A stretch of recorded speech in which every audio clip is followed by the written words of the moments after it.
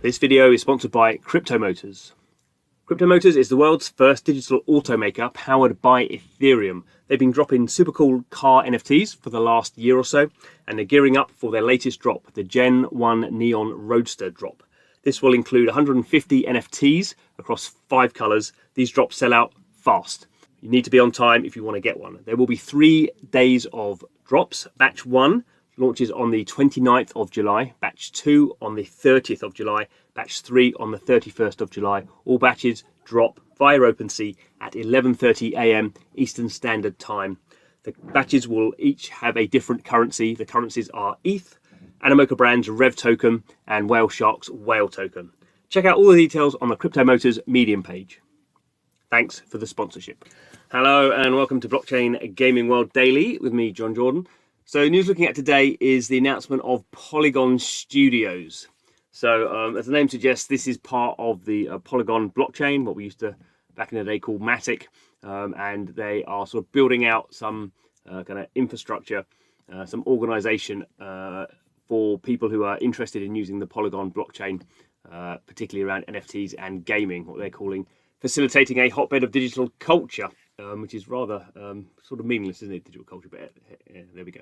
That's just the marketing. So we can see here in terms of the partnerships, some of the projects that we sort of already know about that are using Polygon, mainly games. So we have Atari, Animoca Brands doing some stuff on Polygon, OpenSea already supporting Polygon for trading NFTs that are on Polygon, Decentraland moving to Polygon, the Sandbox also moving to Polygon.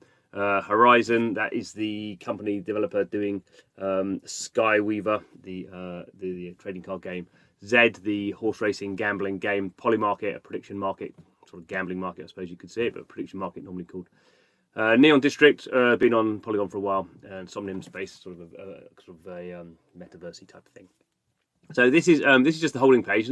Not a vast amount of detail here about what's going on. We can have a look around and get some other sort of stuff here. So there was a CoinDesk have written something up. Again, it doesn't say like an awful lot, but it's just saying that they are hoping to bridge the gap between Web 2 and Web 3 gaming. So Web 2 is obviously sort of what we have now, and Web 3 is sort of generally what I think of as web connected to blockchain. And it says they're looking to attract big brands and franchises, and looking to attract games and launch games in NFTs. So we know a lot of people in the game space and in the IP space are looking at blockchain, NFTs, gaming. Not really necessarily experts in this sort of space, so they're looking for sort of people who can help them through, people who they can trust with their brands. So Polygon is in an interesting sort of space in the sense that it has been around. Matic's been around for a while, and Polygon even now has been around for a few months after the rebrand. And they say they already have 100,000 gamers and over 500 decentralized apps. So we can have a look at some of those in a minute. Again, doesn't really say very much about exactly how Polygon. Here they're calling it Polygon Gaming Studios, as if that's sort of a subgroup brand. I don't know quite exactly how it will help them, whether there's going to be some tooling around that. Not quite sure. We can have a look at actually the Twitter feed. So we can see here they are kind of reiterating the same sort of stuff. And probably the same things as press release, really. Yeah. They're hoping to be the home for top builders, the go-to platform for IP holders. So what can the Polygon community expect from studios? 360-degree building and launch support. I don't really know what that means, to be totally honest. It's one of these things, 360-degree building. Yeah, so we'll see. It's interesting, this one here, this guy talking to them is saying, this is obviously not someone from, it's just a kind of project kind of guy, and he said we tried to launch something on Polygon and there was no real person to talk to. He got passed around and there was so the idea, I guess, that this is going to provide a focus. They're going to have some staffing around this, people are going to work full-time on Polygon Studios to allow sort of game developers and NFT providers, holders to sort of get some support. I seem to have in my head there's sort of a press release that I can now no longer find that seemed to be suggesting an amount of money that kind of Polygon had put behind Polygon Studios. I can't find it, so I won't say that amount of money, but it seems to be that there is going to be a sort of a fairly large chunk of change. I guess that's in the Polygon token, that people will be sort of there will be maybe sort of grants and that sort of funding for people to bring projects to Polygon. We'll have to see sort of how that pans out. Obviously, this is sort of it's good for the blockchain gaming space. But let's just go have a look at the sort of current level of games on Polygon. So this is looking at that radar. I've just clicked this through to looking at games on Polygon. We can see here this is users in the last 24 hours.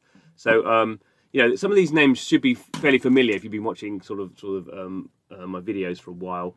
But what's interesting is even though Kinematic was around, been over for a year, and Polygon now rebranded for a couple of months, we're still not seeing an enormous number of users, I would say. So there's Arvagoche, which is, you know, you could argue it's a game. It sort of has a game element. It's probably, for me, it's more of a DeFi project with some game elements. I mean, let's not quibble. That's got over 1,000 daily active unique wallets. Arvagoche, I have to say, I got really excited about it, and I found it very, very complicated, I have to say, to interact with that application. So probably not for mass market. We've got Xerox Universe. So this was a pretty popular Ethereum-based game that's now kind of bridged over, is now running on Polygon. So that's doing okay, but that's sort of an existing game, been around for a number of years. Brave Frontier Heroes, again, an Ethereum game that was sort of killed by gas fees, has now come over to Polygon. Yeah, I mean, 300 isn't nothing, but it's also 300, you know. Zed Run, say, sort of more of a gambling game, but you're buying NFT horses and breeding them and then putting them in races, and people can gamble on that.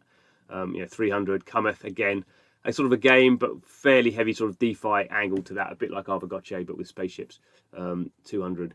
Neon District, I mean, a game that we have a lot of hope for. Sort of much anticipated. Development's been going sort of super slow. So the game is not really, you know, there's not really a lot of game there at the moment. So pretty small. Blockchain Cuties, again, that's been around for 3 years now, across a couple of different chains, but not a lot going on at the moment. Again, they're doing a lot of building.